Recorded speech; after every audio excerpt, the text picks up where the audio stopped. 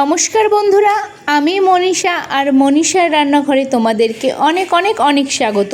আজও চলে আসলাম নতুন একটা রেসিপি নিয়ে। তো চলো রেসিপিটা দেখে নেওয়া যাক। তো প্রথমেই পটল আর আলু লম্বা লম্বা করে কেটে নিয়েছি, সেটাকে ধুয়ে একটা পাত্রে রেখে দিয়েছি।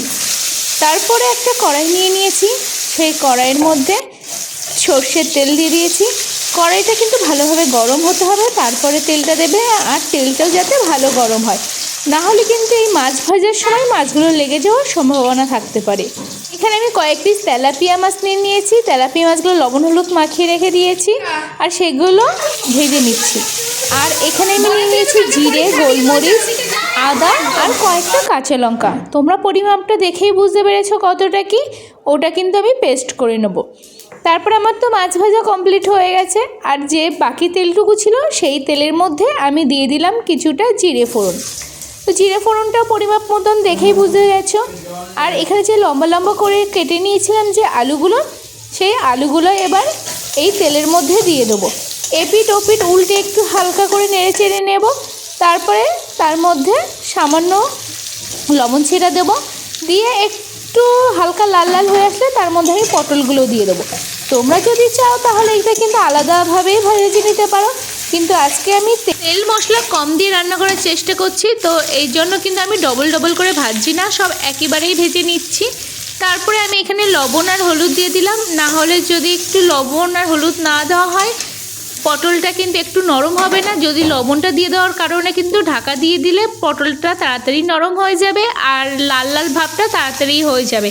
আর না হলে কিন্তু পটল ভাজতে অনেকটাই টাইম লেগে যাবে। আর আমি একদম কিন্তু আঁচটা কম দিয়েই রান্না করছি, একদম লো টু মিডিয়াম আঁচে রান্না করছি, কারণ না হলে পুড়ে যাওয়ার সম্ভাবনা থাকে। এই জন্য আমি বারবার ঢাকা দিয়ে দিয়ে সেদ্ধ করে নিচ্ছি।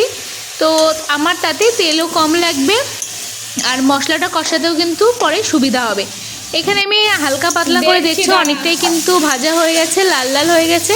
তো আর একটু হালকা পাতলা নাড়িয়ে তারপরে আমি মশলা যে পেস্টটা করেছিলাম, আদা জিরে গোলমরিচ কাঁচা লঙ্কা, সেই পেস্টটা আমি দিয়ে দিচ্ছি। এখানে কিন্তু আমি অন্য কোনো মশলা ব্যবহার করব না। আর এখানে তোমরা পরিমাপটাও দেখেছো খুবই কম।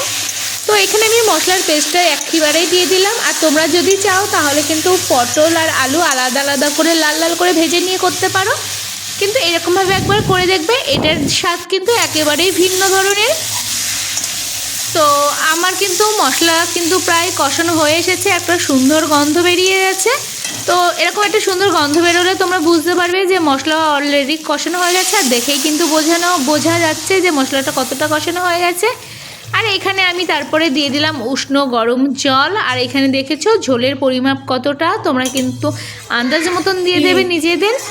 আর এখানে লবণটাও কিন্তু তোমরা আন্দাজ মতন করে দেবে, প্রথমে কম দিলে তারপরে পরে আবার টেস্ট করে দিলে। একেবারে যদি বেশি দিয়ে দাও তাহলে সেই ক্ষেত্রে কিন্তু লবণটা অনেক সময় বেশি হয়ে যাওয়ার সম্ভাবনা থাকে। ঝোল ফুটে উঠেছে, আলুও মোটামুটি পটল সেদ্ধ হয়ে গেছে। এবার আমি সেই পর্যায়ে দিয়ে দিলাম মাছগুলো একটু দিয়ে বেশিক্ষণই একটু ফোটাবো ভাবছি আজকে।